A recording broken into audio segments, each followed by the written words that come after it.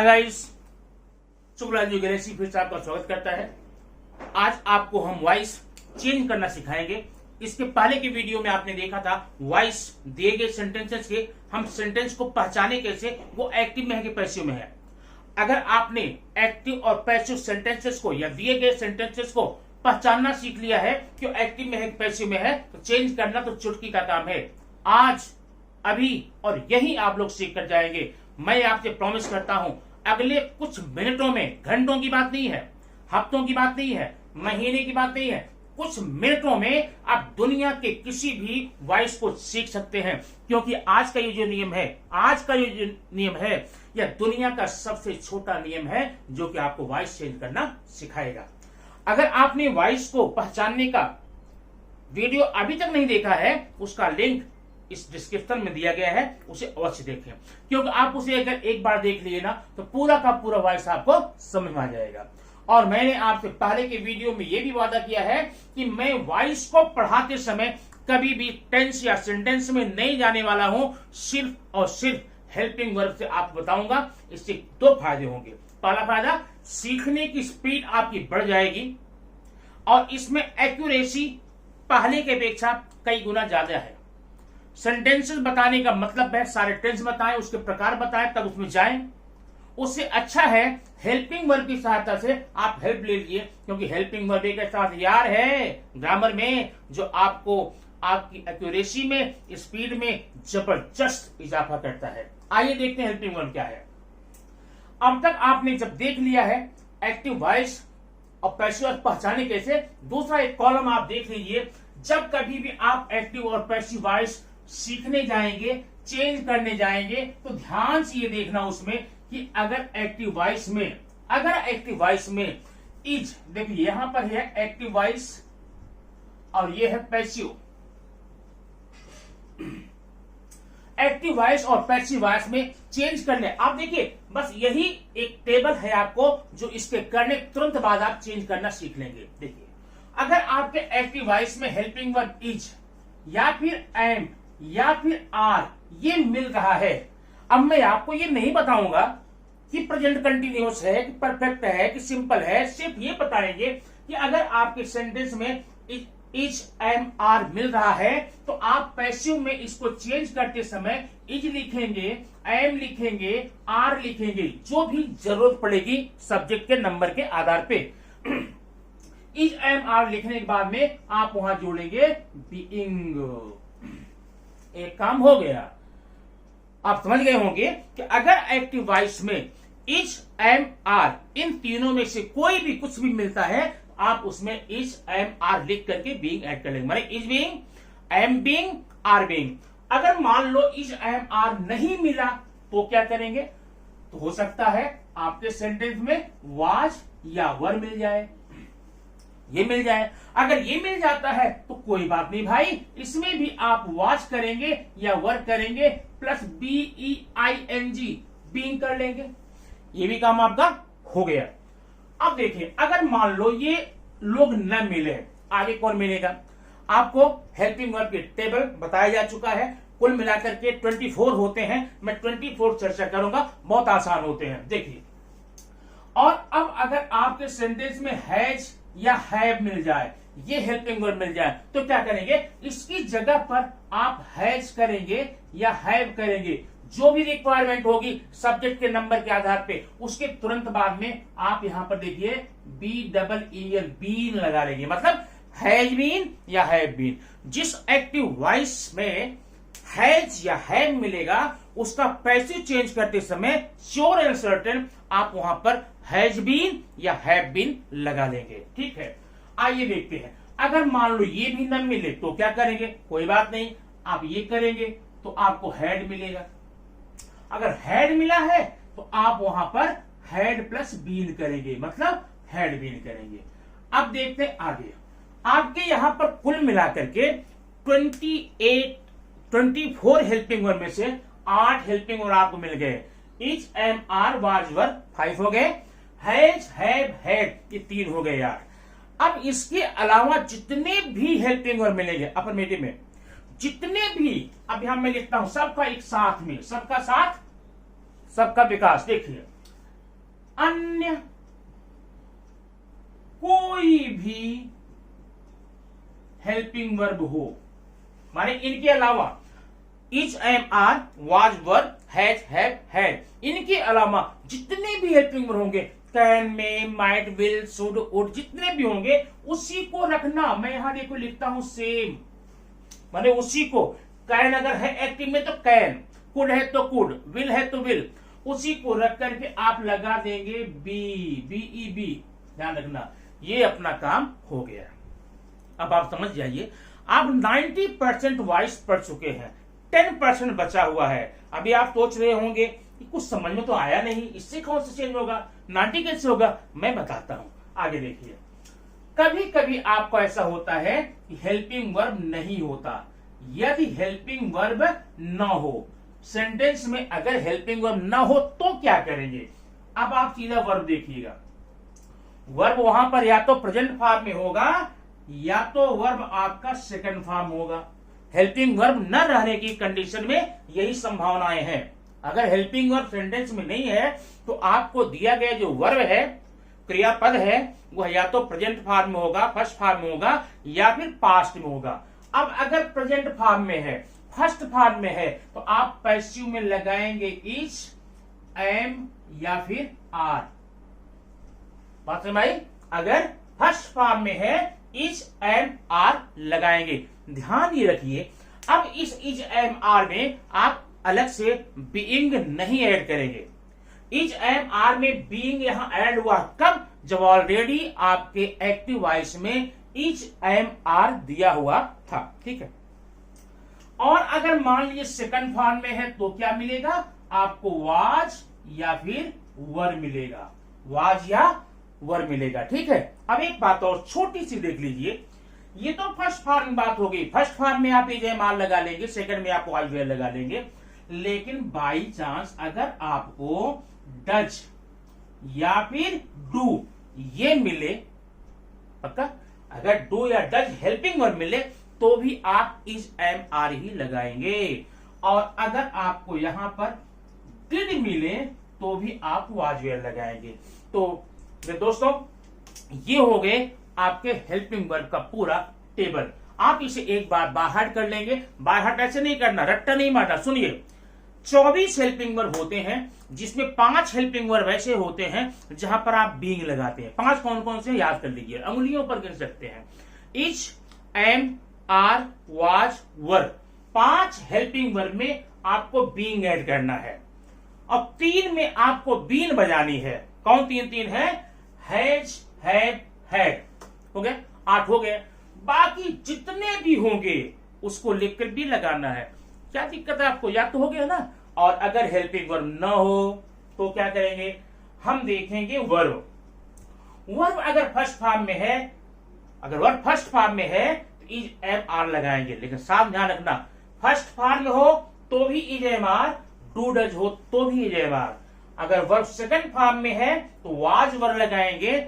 और अगर वर्ब में, सेंटेंस में हेल्पिंग वर्ब है तो भी वाज, वर लगाएंगे। तो ये रहा आपका हेल्पिंग वर्ब का टेबल। आप समझ गए होंगे। अब तैयार हो जाइए, क्योंकि अब आप सीधा हम वॉइस चेंज करने जा रहे हैं। अब आप देखेंगे कितना सिंपल है। आज की इस वीडियो के बाद में पूरा भारत, पूरा इंडिया वॉइस चेंज करना सीख जाएगा। कैसे, देखिए। अब हम लेते हैं सेंटेंस, एक एग्जाम्पल लेकर के आपको कुछ एग्जाम्पल से यहां पर हम आपको बताएंगे, वहीं पर पूरा का पूरा आपका कंफर्म हो जाएगा। अब देखिए, मैंने यहां पर लिखा Rahul has written a letter. ध्यान से देखिएगा, तो जब भी आप सेंटेंस देखेंगे सबसे पहला काम आपका होगा उस सेंटेंस को देख करके पहचानने का प्रयास कीजिए जो सेंटेंस दिया गया है वो एक्टिव में है कि पैसिव में। अब देखिए, यहां वर्ब थर्ड में है। अब थर्ड के पहले यहां हैज, हैव, हैड है। आपने सीखा था अगर वर्ब थर्ड हो, थर्ड के पहले हैज, हैव, हैड हो तो ये एक्टिव वॉइस होगा। पहचान में रिपीट कर देता हूं। इस पूरे सेंटेंस में अगर आपने वर्ब देखा, वर्ब फर्स्ट फॉर्म में है, प्रेजेंट फॉर्म में है तो आपने उसे एक्टिव बोला है। अगर इस सेंटेंस में वर्ब आपका सेकंड फॉर्म में है आपने तो भी एक्टिव बोला था। अगर इसमें वर्ब आईएनजी फॉर्म है तो भी एक्टिव बोला था। वर्ब थर्ड फॉर्म में है, रुकिए, देखिए, सोचिए, अगर थर्ड के पहले हैज, हैव, हैड है तो ये भी एक्टिव, और थर्ड के पहले हैज, हैव, हैड को छोड़ करके कोई भी हेल्पिंग वर्ब आएगा आप उसको क्या बोलेंगे? पैसिव बोलेंगे। ठीक है, थर्ड है, थर्ड के पहले हैज, हैव, हैड कैटेगरी का हेल्पिंग वर्ब है, इसलिए आपका ये एक्टिव वॉइस हो गया। अब चेंज कैसे करें? देखिए, सेंटेंस आपका कोई कितना भी बड़ा क्यों ना हो उसमें से तीन चीजें होती हैं। अब कौन कौन सी देखिए, ये है सब्जेक्ट, उसके बाद वर्ब, अब फिर उसके बाद में ऑब्जेक्ट। तीन चीज आप याद रखिए, सब्जेक्ट, वर्ब, ऑब्जेक्ट। क्लियर? अब आइए देखते हैं चेंज कैसे करेंगे। सबसे पहले आप ऑब्जेक्ट स्टार्टिंग में ले आइए। किधर है ऑब्जेक्ट? A letter. क्लियर? पहला काम हो गया, ऑब्जेक्ट आप स्टार्टिंग ले लिए। उसके जस्ट बाद में हेल्पिंग वर्ब आपने ले लिया, अ लेटर। अब चाहिए हेल्पिंग वर्ब। अब हेल्पिंग वर्ब कैसे करेंगे? जैसा भी आपने टेबल में देखा था, अगर यहाँ इज, एम, आर है तो is being, am being, are being, was were है तो was being, were being, has, have, had है तो has been, have been, had been. कोई और हेल्पिंग वर्ब होगा तो उसी को रखकर बी लगाएंगे। हेल्पिंग वर्ब नहीं होगा तो वर्ब का फॉर्म देखेंगे, फर्स्ट में रहेगा या डूडज रहेगा, इज, एम, आर लगाएंगे, सेकंड रहेगा, डिड रहेगा तो वाज, वर लगाएंगे। अब आप बताइए यहाँ पर क्या है? हैज है तो क्या लगाएंगे? हेल्पिंग वर्ब हो गया ना। अब हेल्पिंग वर्ब बाद में वर्ब थर्ड में, अब ध्यान देना यहाँ पे पैसिव में थर्ड ही रहता है, एक्टिव में फर्स्ट हो या सेकंड हो या थर्ड हो या आईएनजी हो, पैसिव में लाते समय आप उसे थर्ड में ही बनाएंगे। ठीक है, नेक्स्ट देखिए, यहां पर है बाय, अपने मन जोड़ लेना, बी वाई बाय। ठीक, उसके बाद में सब्जेक्ट, आपका आंसर हो गया रेडी। अब देखते हैं चेंज करके, पहले लेंगे अ लेटर, अ लेटर। ठीक है, हो गया। अब चाहिए हेल्पिंग वर्ब। क्या यहां पर एक्टिव में कौन सा हेल्पिंग वर्ब है? हैज, तो क्या लगाएंगे? Has been, a letter has been. Clear? A letter has been. अब वर्ब तो थर्ड में ही लगाना है पक्का, तो यहां हो जाएगा रिटन, थर्ड में ऑलरेडी है written, a letter has been written. फिर बाद में क्या है? बाय, बाय यहां पर राहुल, बाय राहुल। ये आपका वॉइस चेंज हो गया। बस यही इतना सा नियम है। अब इसमें मैं आपको प्रेजेंट सिंपल का, परफेक्ट का, कंटिन्यूअस का, पास्ट सिंपल, परफेक्ट कंटिन्यूअस का, फ्यूचर का, ये सब कुछ चर्चा नहीं करने वाला। कोई चर्चा करने की जरूरत नहीं है, कुछ नहीं पढ़ना है, सीधा आपने हेल्पिंग वर्ब का टेबल देखा है, अब हेल्पिंग वर्ब टेबल देख करके आप कर लेंगे। ठीक है, अब आप ये मुझे लगता है समझ गए होंगे। आइए कुछ और खासियत, कुछ खास बातें, माने आप ये समझ लीजिए कि आपका एक्टिव से पैसिव चेंज करना खत्म हो गया। कुछ खास बातें जहां पर आपको दिक्कत ना हो, आइए रिपीट कर देते हैं। अब ये देखिए, इसको मैंने यहां मिटा दिया। क्लियर? अब देखिए, राहुल हैज रिटन, निकाल करके लेटर्स कर दिया। ठीक है, अब देखिए यहां लाएंगे लेटर्स। क्लियर? मैं बता रहा हूं कि क्यों मैं बता रहा हूं, इसको पॉइंट क्यों लिया मैंने, लेटर्स। अब यहां हैज है, यहां पर हैज है, इसका मतलब यहां हैज बीन नहीं करेंगे, यहां पर आपको करना पड़ेगा have been, letters have been. अब ऐसा क्यों हुआ देख लीजिए, यहां पर आपने देख लिया टेबल, आप कहीं ये न कर लें हैज रहेगा तो हैज बीन करेंगे, हैव रहेगा तो हैव बीन करेंगे, इसको इज बीइंग करेंगे, एम को एम बीइंग करेंगे, ऐसा नहीं है। यहां हैज क्यों है? क्योंकि राहुल सिंगुलर है, इसलिए हैज था। लेकिन जब आप लेटर्स इधर लाते हैं, ऑब्जेक्ट को स्टार्टिंग लाते हैं, तो जो हेल्पिंग वर्ब लगाएंगे वह इसके नंबर या पर्सन के आधार पर लगेगा। क्योंकि ये लेटर्स हो गया प्लूरल, इसलिए आप यहां हैज बीन नहीं हैव बीन करेंगे, और यही नियम आप इज, एम, आर वर्ब में भी अप्लाई करेंगे। देखिए, तो लेटर्स हैज बीन, सेम आगे से मुझे has been written by Rahul. ये आपका हो गया आंसर। ठीक है, क्लियर। अब कुछ बातें और जो आप कभी कंफ्यूजन न पैदा करें वो देख लीजिए। यहां देखिए,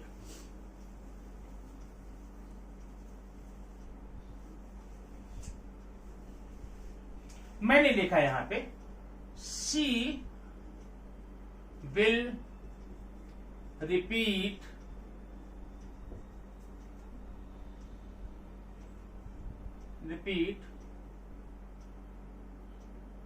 the poem. She will repeat the poem. अब देखिए, सबसे पहले हमें पहचानना है कौन सा वॉइस है। रिपीट वर्ब फर्स्ट फॉर्म में है, कुछ नहीं देखना है। ऑब्जेक्ट कहां है, सब्जेक्ट कहां है, मतलब ये एक्टिव वॉइस है। अब यहां पर है सब्जेक्ट, यहां पर है वर्ब और ये है ऑब्जेक्ट। अब चेंज कैसे करेंगे, एक तालिका देखिए। यहां पर पहले सेंटेंस में राहुल था, राहुल को हम यहां जब ले जाएंगे तो राहुल को राहुल करेंगे, यहां लेटर था तो लेटर किया। लेकिन आप देखिए, अगर यहां प्रोनाउन है, मान लीजिए ही है, तो ही को आप उस साइड ले जाएंगे। ही को जब उस साइड ले जाएंगे तो आप उसको हिम बनाएंगे। क्या बनाएंगे, हिम बनाएंगे पक्का। और मान लीजिए उस साइड में ऑब्जेक्ट की जगह पर हिम है, उसको जब इधर लेकर आएंगे तो ही बना देंगे, नंबर 1।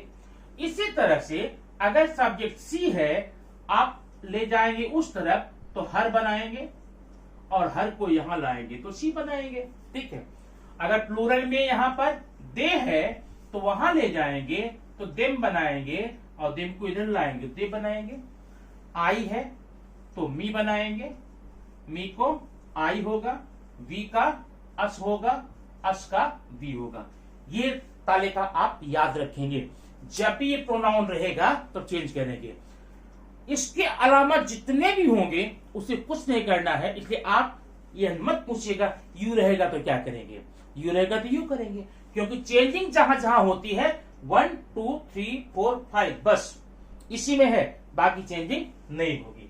आइए इसके आधार पे हम आंसर इसका लिख करके देखते हैं।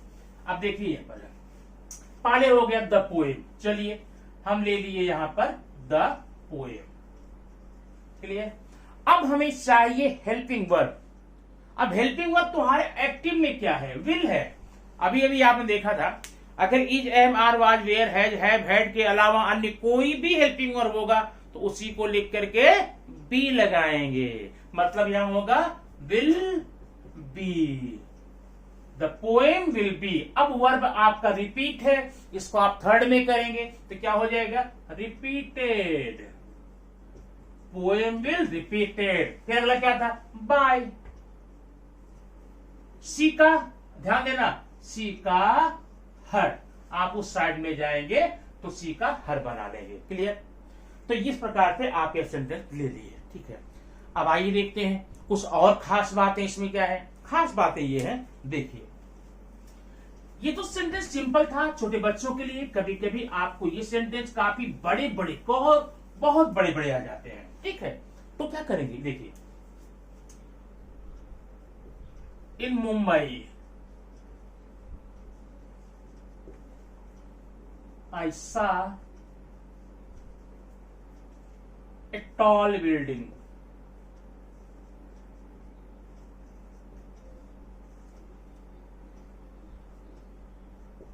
In the city. चलिए हो गया ऐसे सेंटेंस। अब ये सेंटेंस अब तक हम छोटे छोटे लिए थे, अभी हम यहां पर थोड़ा सेंटेंस चेंज में कर देता हूं तो आपको अगर और लग रहा हो तो देखिए, today he can write a letter for his relatives and friends। ये देखिए sentence, today he can write a letter for his relatives and friends. अब ये सेंटेंस आप देख सकते हैं थोड़ा बड़ा हो गया है ना।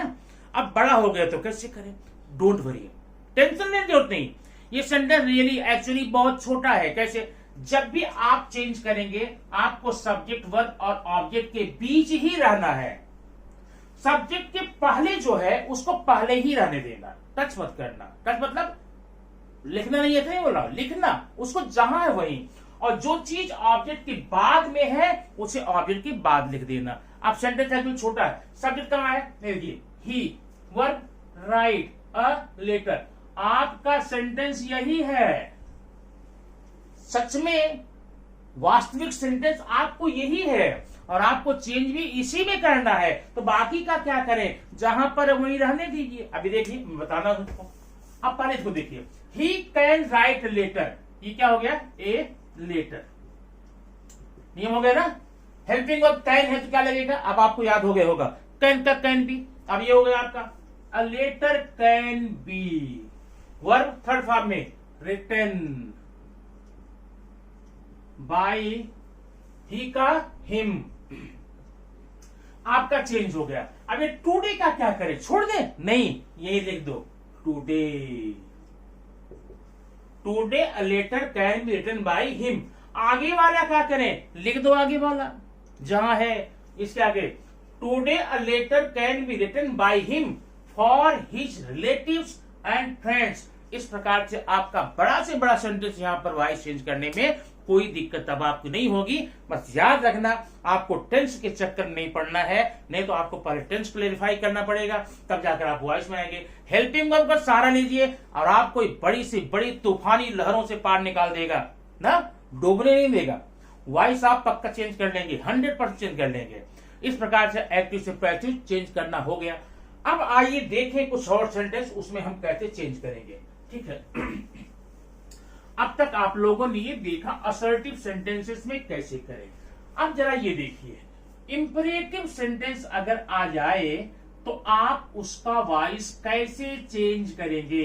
अब इंपरेटिव के बारे में आपको बताया गया है, ऐसे सारे सेंटेंस जिसकी शुरुआत वर्ब के फर्स्ट फॉर्म से होती है या फिर जो डोंट से शुरू होते हैं, जिसे हम आज्ञार्थी वाक्य कहते हैं। जैसे अभी देखिए, ओपन द डोर, ये हो गया ओपन द डोर, ये आपका इंपरेटिव सेंटेंस है। ऐसे ढेर सारे हैं, call the police, open your book, read the letter, write letter, write the question. ऐसे सेंटेंसेस को हम क्या बोलते हैं, ऐसे इंपरेटिव सेंटेंस।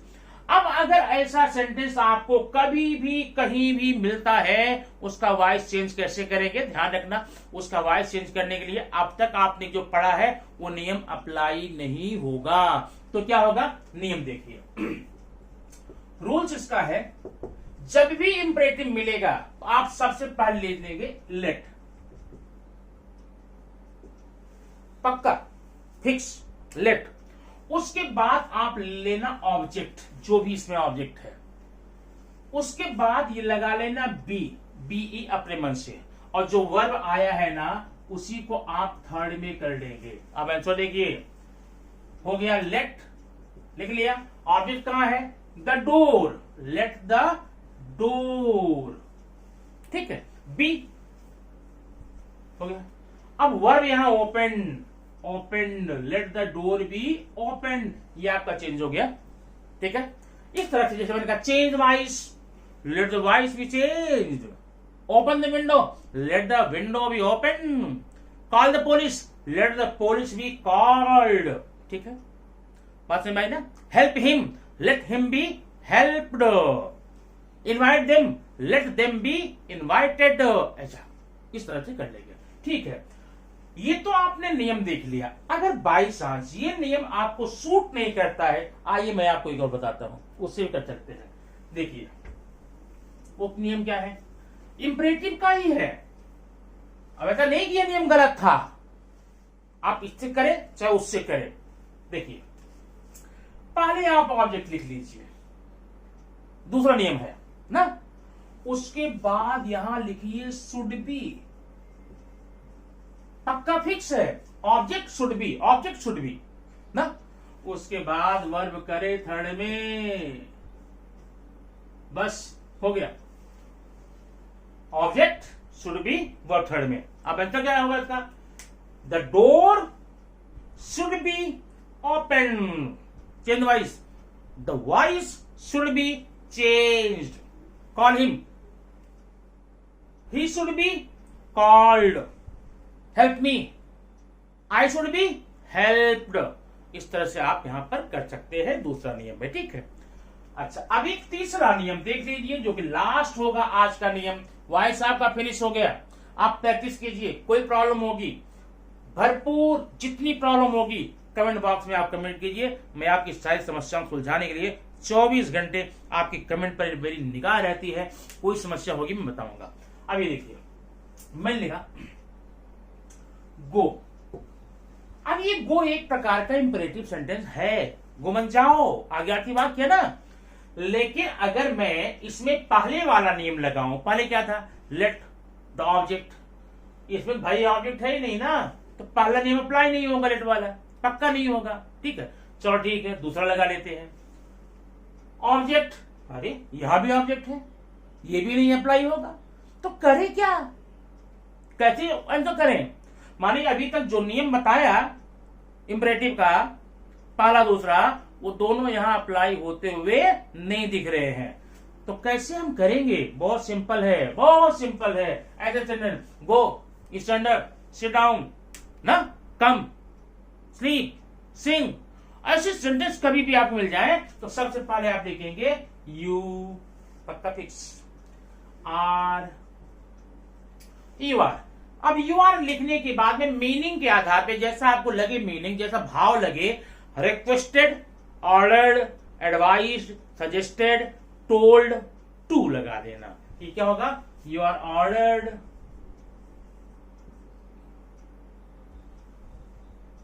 ऑर्डर्ड टू, हो गया, you are ordered to, you are requested to, you are suggested to, you are told to, you are advised to. इतना लग करके जो वर्ड है उतार के यहां पर लिख दीजिए go, you are ordered to go. तो ये रहा आपका voice finish A to Z. आप इसके पहले की वीडियो का पहचानने का वीडियो देख लीजिए, और आज का ये वीडियो मैं आपसे प्रॉमिस करता हूं दुनिया का कोई भी ऐसा सेंटेंस नहीं होगा जो आपको नहीं आएगा, सारे वॉइस आप चेंज कर लेंगे, ठीक है। आप दोस्तों, अगर यह वीडियो आपको अच्छी लगी तो लाइक कीजिए, दबा के शेयर कीजिए, और हाँ, अगर आप पहली बार आए हैं तो सब्सक्राइब करना न भूलें, और बेल आइकन को ऑल के बटन पर, ऑल के ऑप्शन पर आप पुश करेंगे ताकि ऐसी वीडियो निरंतर आपको मिलती रहे। और हाँ, एक सूचना यह है, अगर आपको इंग्लिश संबंधी किसी भी टॉपिक में, किसी भी ग्रामर में, किसी भी ग्रामेटिकल पॉइंट में आपको कोई प्रकार की वीडियो चाहिए, आप कमेंट बॉक्स में जाकर जरूर कहिए, जरूर लिखिए, वो वीडियो आपको मिल जाएगी। Thank you very much. फिर मिलते हैं नेक्स्ट वीडियो में कुछ ऐसी ही सुंदर सी बातों के साथ।